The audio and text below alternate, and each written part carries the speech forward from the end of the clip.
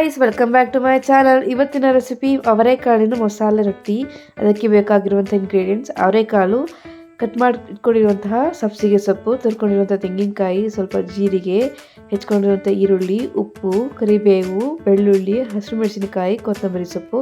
ಮೊದಲಿಗೆ ಒಂದು ಪಾತ್ರೆಯಲ್ಲಿ ಅವರೆಕಾಳನ್ನು ಬೇಯೋದಕ್ಕೆ ಇಟ್ಕೋಬೇಕು. ನಂತರ ಒಂದು ಪಾತ್ರೆಯಲ್ಲಿ 2ರಿಂದ 3 ಸೌಟಷ್ಟು ಅಕ್ಕಿ ಹಸಿಟ್ಟನ್ನು ಹಾಕೋಬೇಕು. ಅದಕ್ಕೆ ಬೆಳ್ಳುಳ್ಳಿ, ಕರಿಬೇವು, ತೆಗೆದಿಟ್ಕೊಂಡಿರುವಂಥ ತೆಂಗಿನ ತುರಿ, ಈರುಳ್ಳಿ, ಕೊತ್ತಂಬರಿ ಸೊಪ್ಪು, ಸಬ್ಸಿಗೆ ಸೊಪ್ಪು, ಜೀರಿಗೆ, ಬೇಯಿಸಿಟ್ಕೊಂಡಿರುವಂತಹ ಅವರೆಕಾಳು, ಉಪ್ಪು ಇವಿಷ್ಟನ್ನು ಸೇರಿಸಿ ಮಿಕ್ಸ್ ಮಾಡ್ಕೋಬೇಕು. ಸ್ವಲ್ಪ ಬಿಸಿ ನೀರನ್ನು ಹಾಕ್ಕೊಂಡು ಒಂದು ಹದಕ್ಕೆ ಬರುವ ಹಾಗೆ ಕಲಿಸ್ಕೋಬೇಕು. ನಂತರ ರೊಟ್ಟಿಯನ್ನು ರೊಟ್ಟೆ ಮಣೆಯ ಮೇಲೆ ಬಟರ್ ಪೇಪರ್ ಅಥವಾ ಕಾಟನ್ ಬಟ್ಟೆ ಮೇಲೆ ಹಾಕಿ ತಟ್ಕೋಬೇಕು. ಅದಕ್ಕೆ ಸ್ವಲ್ಪ ನೀರನ್ನು ಹಾಕ್ಕೋಬೇಕು. ತಟ್ಟೋದಕ್ಕಿಂತ ಮುಂಚೆ ಒಂದು ಉಂಡೆಯಷ್ಟು ತಗೊಂಡು ನೀಟಾಗಿ ಅಗಲವಾಗಿ ಚೆನ್ನಾಗಿ ತಟ್ಕೋಬೇಕು, ಸ್ಪ್ರೆಡ್ ಆಗೋ ಥರ.